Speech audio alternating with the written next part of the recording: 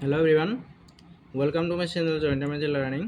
আজি ভিডিঅ'টিত আমি জাতীয় বিদ্যালয় ক্লাছ 8ৰ ইংলিছৰ লেসন 3 ৰ পৰা আৰম্ভ কৰিছোঁ। লেসন 3 আছে আমাৰ দ্য এৰো এণ্ড দ্য সং। মই আগৰ ভিডিঅ'টিত মই প্ৰথম লেসন আৰু দ্বিতীয় লেসনটো দি দিছোঁ। আজি লেসন 3 ৰ পৰা আৰম্ভ কৰিছোঁ। মই মাজতে অৱশ্যে বহুত দিন ভিডিঅ' দিয়া নাছিলোঁ, কাৰণ মই বেলেগ কামত ব্যস্ত হৈ আছিলোঁ, বেলেগ কিতাপৰ কামতে। সো আজি মই যিমানখিনি পাৰোঁ দি দিম।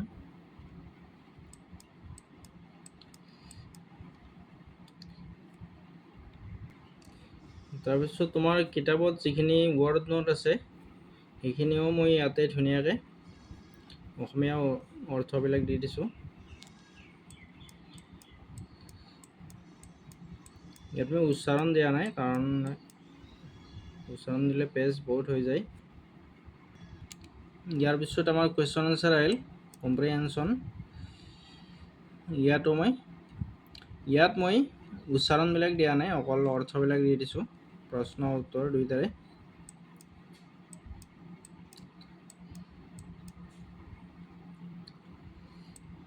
আপোনালোকৰ বুজাত যাতে অকণো অসুবিধা নহয় তাৰ প্ৰতি লক্ষ্য ৰাখি মই অৰ্থবিলাক দি দিছোঁ। ইয়াত প্ৰত্যেকটো প্ৰশ্নই মই দি দিছোঁ ধুনীয়াকৈ।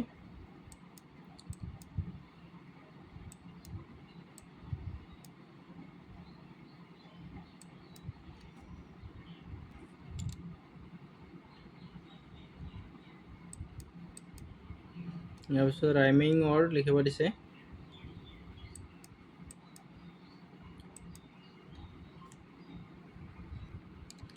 আৰু লেসন 3 ইয়াতে শেষ হ'ল। নেক্সট আমি লেসন 4 আৰম্ভ কৰিম। লেসন 4 আছে গ্ৰেণ্ডফাদাৰ্ছ ৱাইজ, অৰ্থাৎ ককাৰ আশা। মানুহৰ প্ৰত্যেকৰে যেনেকৈ আশা থাকে, আমাৰ ককাৰো কিছুমান তেনেকৈ আশা আছে। তোমালোকৰো হয়তো ককা আছে বহুতৰে। ইয়াত মই ইংৰাজীবিলাক মই দি দিছোঁ, এইখিনি বেছি কিতাপতো পাবা তোমালোকে।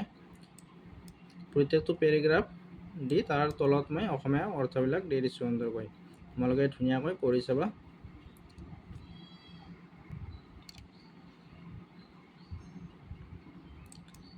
Next paragraph.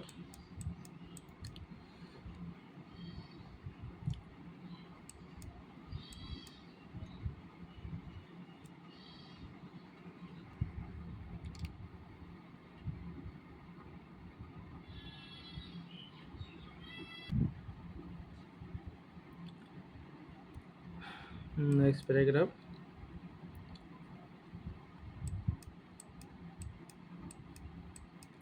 ইয়াত প্ৰতিটো পেৰেগ্ৰাফৰে এনেকৈ অৰ্থবিলাক পাই যাবা।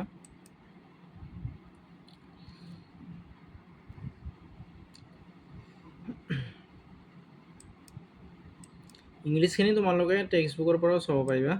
বাকী ইয়াৰ পৰা অৰ্থখিনি আৰু কুৱেশ্যন আনচাৰবিলাক তুমি ধুনীয়াকৈ নোট কৰি ল'বা।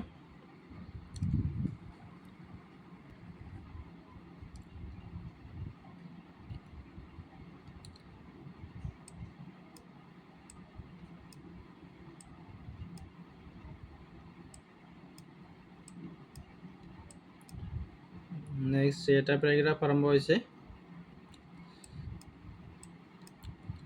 মই পেৰেগ্ৰাফবিলাক পঢ়ি দিয়া নাই আৰু, যিহেতু কিতাপত আছে তোমালোকৰ।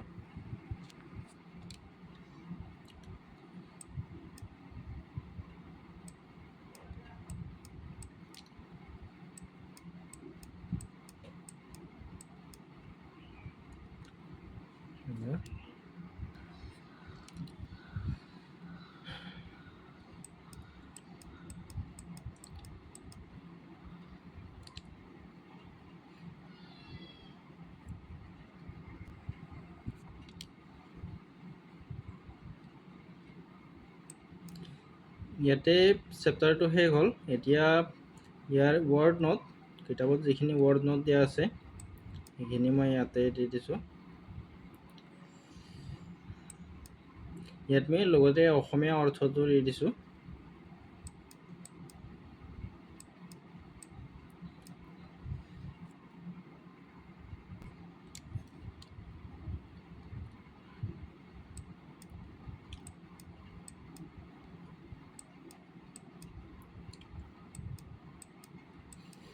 ইয়াৰ পিছত আমি কুৱেশ্যন আনসাৰ পাম কম্প্ৰিহেনশ্যন ফাৰ্ষ্ট কুৱেশ্যন আছে আমাৰ what did grandfather do on his retirement অৱসৰৰ সময়ত দাদাই কি কৰিছিল গ্ৰেণ্ডফাদাৰ ককা বা কিছুমানে দাদাও কয়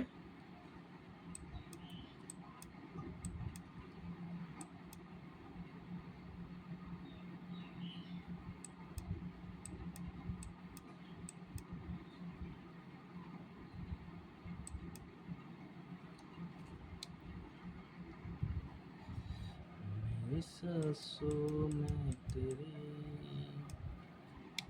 मेरी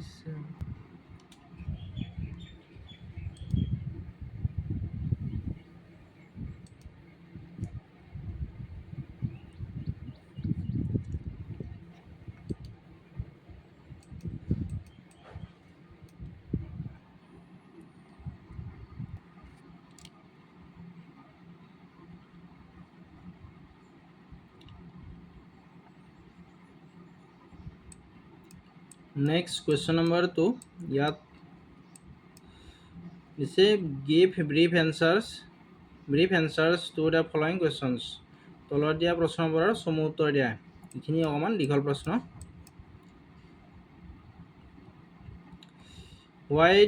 why do we need trees list 3 reasons that grandfather gives আমাক গছৰ প্ৰয়োজন কিয় দাদাই দিয়া তিনিটা কাৰণ লিখা আমি সকলোৱে জানো যে আমি গছ অবিহনে আমি কেতিয়াও জীয়াই থাকিব নোৱাৰো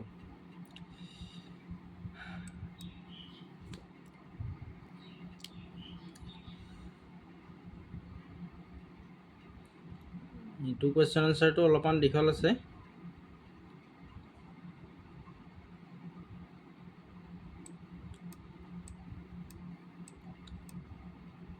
মই ইয়াত অসমীয়া অৰ্থখিনি দি দিছো ধুনীয়াকৈ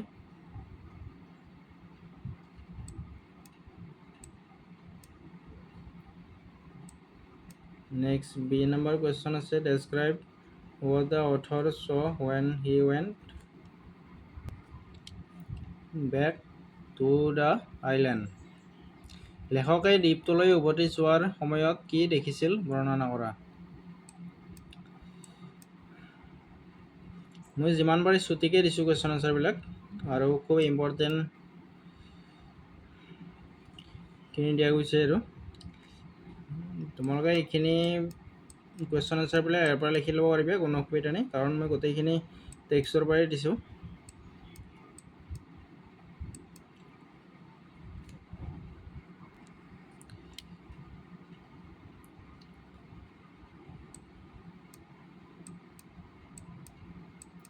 ইয়াৰ পিছত next grammar and uses grammar বিলাকো মই সুন্দৰকৈ অসমীয়া দি দিছো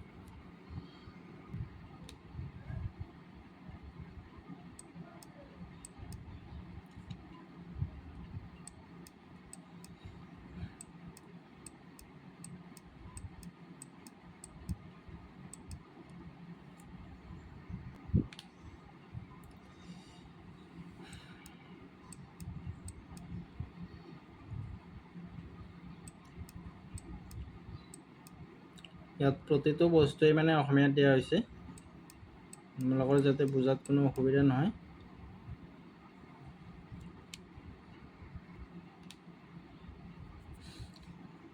ইয়াত কিতাপৰ প্ৰত্যেকটো বস্তুই পাবা তোমালোকে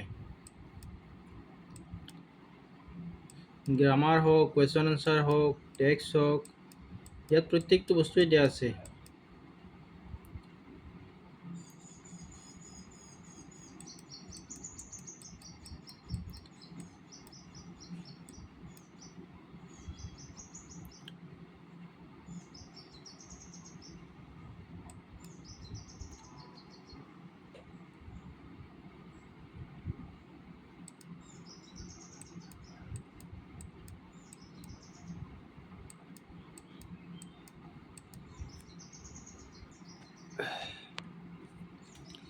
এই চেপ্টাৰটো অলপ দীঘল আছে ইয়াত দেখিছানে তোমালোকে প্ৰত্যেকটো লাইনৰ তলে তলে অসমীয়া অৰ্থবিলাক দিয়া আছে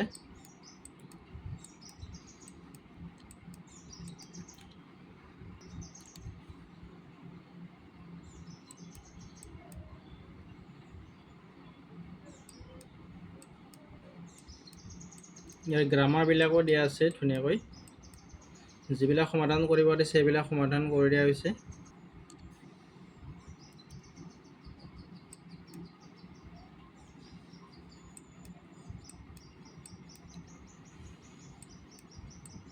ইয়াৰ এক্টিভিটি, ইয়াতেও গ্ৰামাৰ আছে।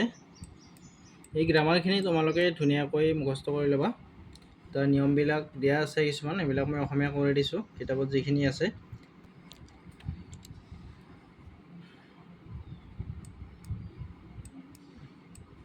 ইয়াত প্ৰত্যেকটো বস্তুৱেই ধুনীয়াকৈ দিয়া আছে।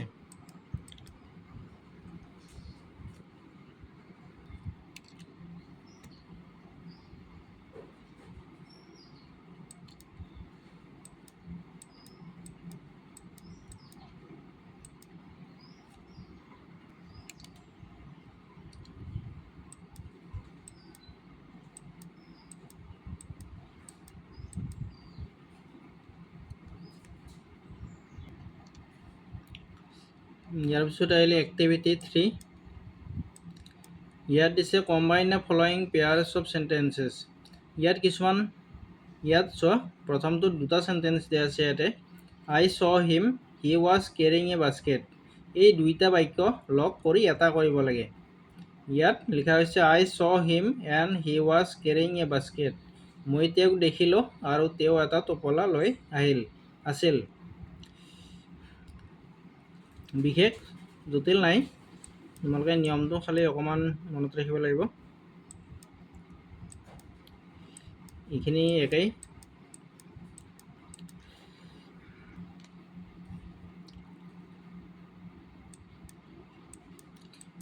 ইয়াৰ পিছত আছে ৰাইটিং এক্টিভিটি, ইনফৰ্মেল লেটাৰ। ইয়াত চিঠি কেনেকৈ লিখে তাৰ এটা চমু আভাস দিছে। ইয়াত চোৱা, ইয়াত তোমালোকৰ এইটো কুৱেশ্যন, ইয়াত অসমীয়া অৰ্থটো দিয়া আছে, এনচাৰ ইয়াতে প্ৰত্যেকটো লাইনৰ তলে তলে অসমীয়াবিলাক দিয়া আছে, তোমালোকৰ যাতে কোনো অসুবিধা নহয়। চিঠিৰ আৰম্ভণিত আমি ডিয়াৰ ৰুদ্ৰ দিছে ইয়াতে। তুমি যদি কোনো বন্ধুলৈকে যদি চিঠি লিখা তেতিয়ালৈকে ডিয়াৰ লিখিবা, ডিয়াৰ লিখি তাত যোন বন্ধুলৈকে চিঠি লিখিবা তাৰ নামটো লিখিবা। তাৰপিছত বাকীখিনি ফৰ্মেটটো এইটোৱে। ইয়াত তোমাৰ এক্সপ্লেনেশ্যন, যে আমি কি উদ্দেশ্যে আমি চিঠিখন লিখিছোঁ তাৰ ওপৰত এটা বৰ্ণনা দিব লাগিব। এইখিনি অকণমান বেলেগ বেলেগ হ'ব। আৰু এই দুটা লাইন ইয়াতে লিখা হৈছে যে I hope this letter find you in the best of your health. It's been a while since I have heard from you, where have you been. ইয়াত এইখিনি অকণমান বেলেগ বেলেগ হ'ব। অৱশ্যে চিঠিৰ উদ্দেশ্যটো কি বা কি কাৰণত চিঠিখন লিখিছ সেই অনুসৰি অকণমান বেলেগ হ'ব। তুমি বন্ধুজনক কি ক'ব বিচাৰিছা সেইটো ইয়াত ধুনীয়াকৈ এইটো পেৰাগ্ৰাফত লিখিব লাগিব। ইয়াত মই অসমীয়াটো দি দিছোঁ একেলগে।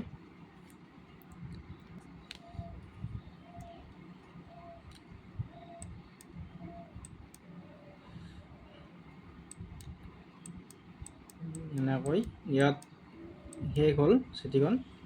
ইয়াৰ পিছত আৰু এখন চিঠি দিছে।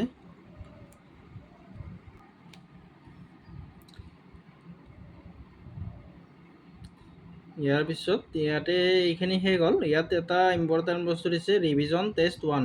ৰিভিজন টেষ্টটো তোমালোকৰ কাৰণে খুব ইম্পৰ্টেণ্ট।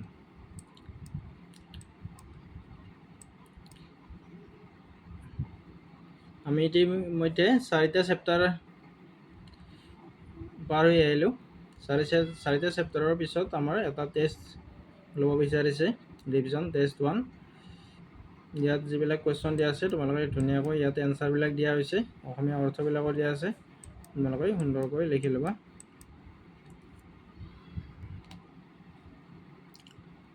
ইয়াত চোৱা, প্ৰতিটো প্ৰশ্নৰে উত্তৰবিলাক দিয়া আছে ধুনীয়াকৈ, অসমীয়া অৰ্থবিলাকো দিয়া আছে।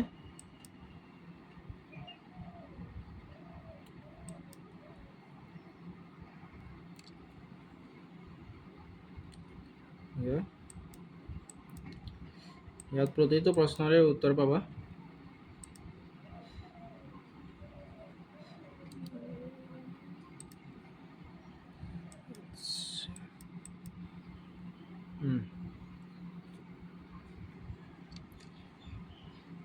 এইখিনিতে অকণমান আগৰ পেজলৈ গুচি গ'ল কিবা কাৰণত। এইখিনি আৰু ইয়াৰ পৰা আৰু কণ্টিনিউ হৈ গ'ল।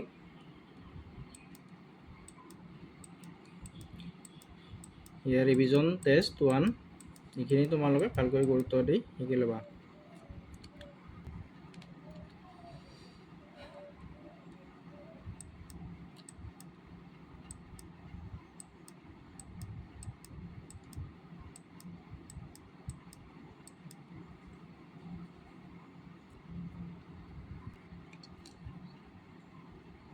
ইয়াত অৱশ্যে কুৱেশ্যন বহুখিনি দিছে। ইয়াত গোটেইবিলাক কুৱেশ্যনে সমাধান কৰা আছে।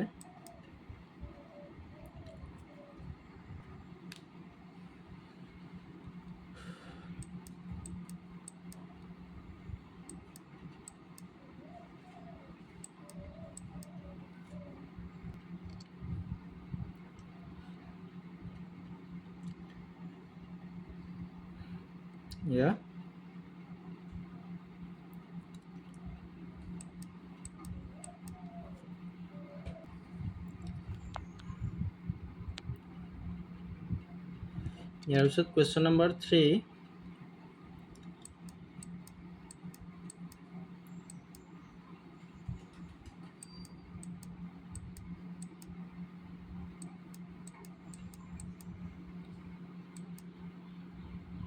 তাৰপিছত আকৌ ৰিভিজন টেষ্ট 1 এটা দিছে। এইটো মানে 2 টিয়াৰ চেল এইখিনি তোমালোকক নিজে কৰিব দিছে।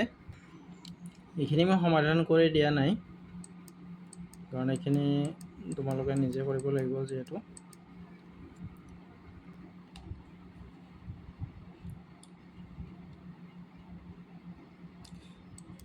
এইখিনি তোমালোকে চেষ্টা কৰি চাবা, যদি নোৱাৰো কিবা কাৰণত মোক কমেণ্ট কৰিবা, মই কৰাই দিম।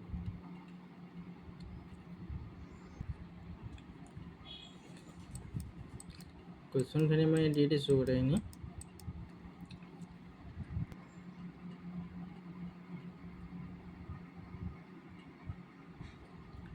ইয়াৰ পিছত আমাৰ লেচন 5 আৰম্ভ হ'ল। মই এটি ভিডিঅ'তে একেলগে 3টা চেপ্টাৰ দি দিম, তাৰপিছত বাকীখিনি আৰু বেলেগ ভিডিঅ'ত দি দিম।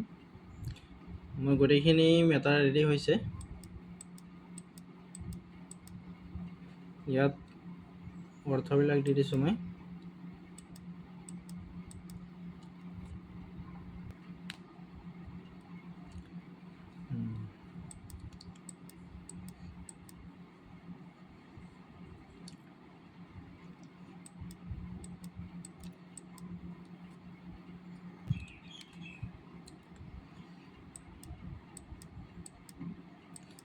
ইংলিছখিনি তোমালোকে কিতাপতো পাবা, অসমীয়াখিনি খালি ভালকৈ চলে হ'ল।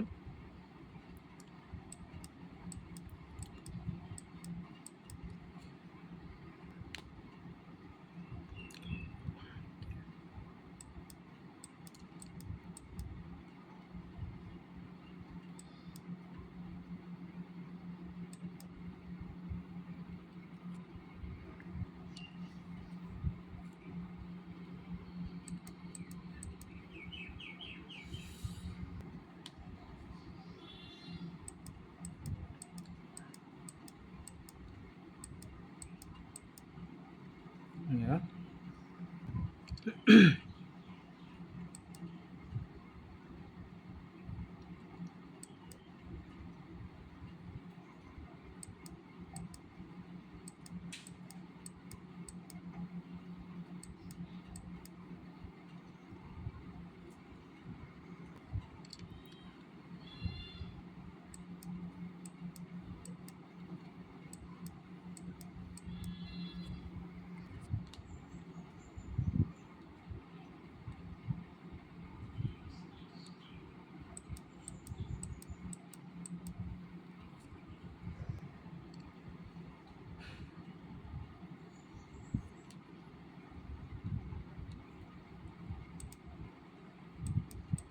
ইয়াৰ পিছত আমাৰ ৱৰ্ড নোট আৰম্ভ হ'ল।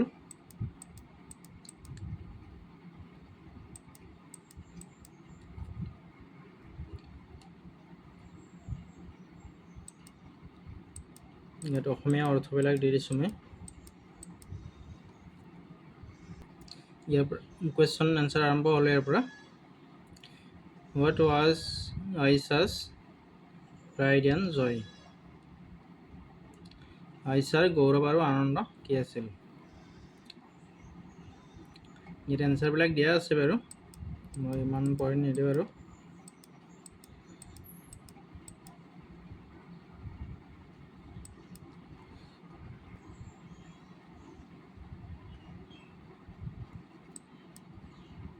এইটো অকণমান দীঘল হৈছে।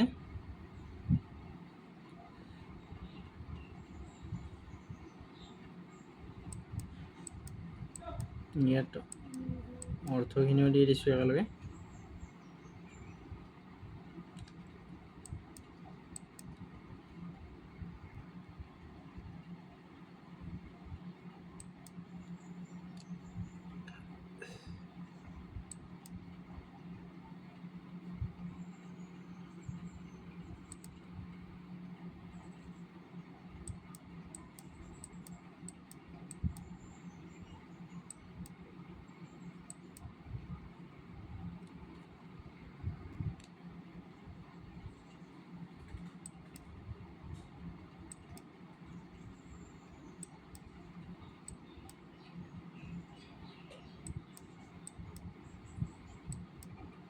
এইটো অকণমান দীঘল আছে, আপোনালোকে ধুনীয়াকৈ লিখি ল'ব ইয়াৰ পৰা।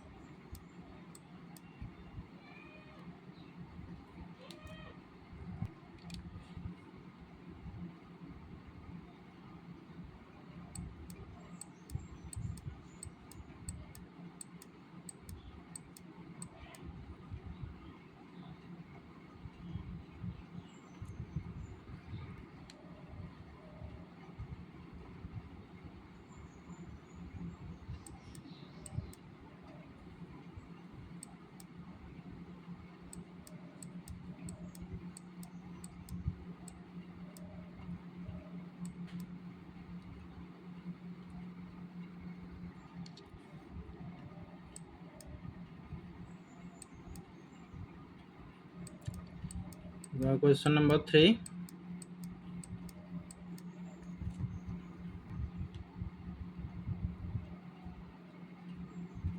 ইয়াৰ পিছত আমাৰ গ্ৰামাৰ এণ্ড ইউজেছ আৰম্ভ হ'ল।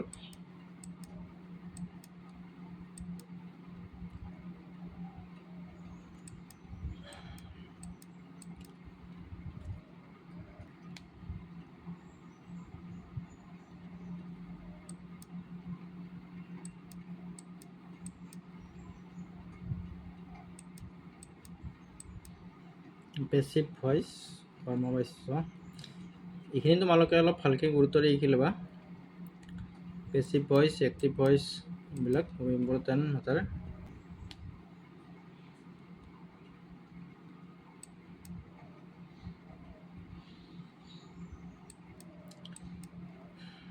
ফিগাৰ পেজ 28, ইয়াত এটা চিত্ৰ আছিল, চিত্ৰটো দিয়া নাই, তোমালোকে কিতাপত চাই ল'বা।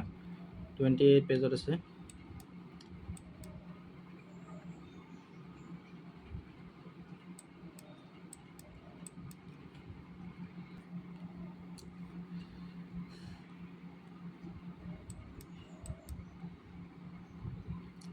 চিম্পল প্ৰেজেণ্ট টেন্স, এক্টিভ ভইচত ইয়াত subject plus verb plus object.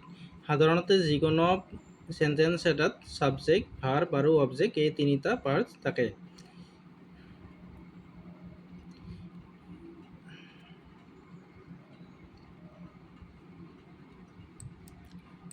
এইখিনি তোমালোকে অকণমান ভালকৈ শিকি ল'বা।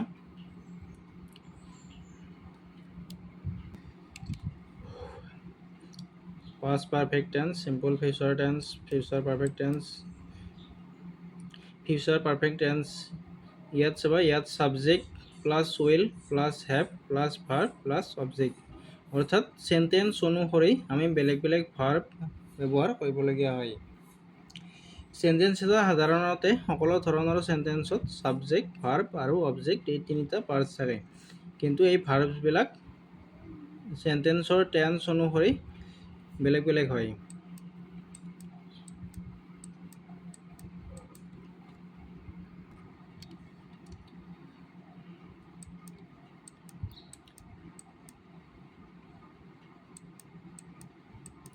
ইয়াৰ পিছত আহিল writing activity.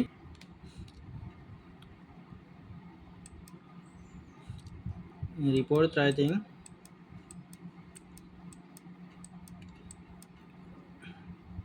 Rules of report writing, প্ৰতিবেদন লিখাৰ নিয়ম। এই নিয়মখিনি মনত ৰাখিব অলপ।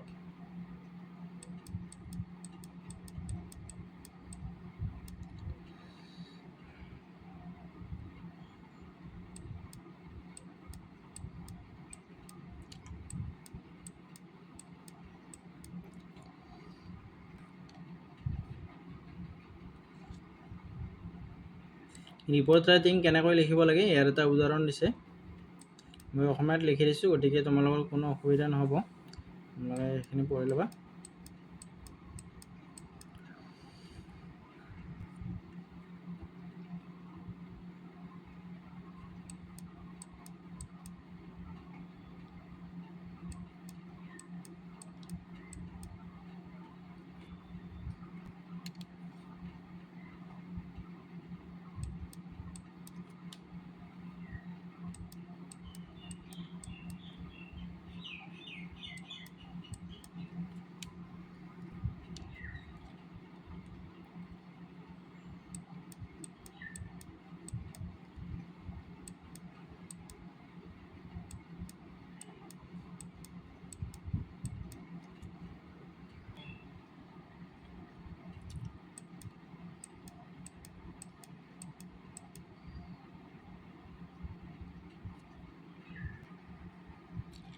চ' ইয়াতে আমাৰ লেচন 5 শেষ হ'ল।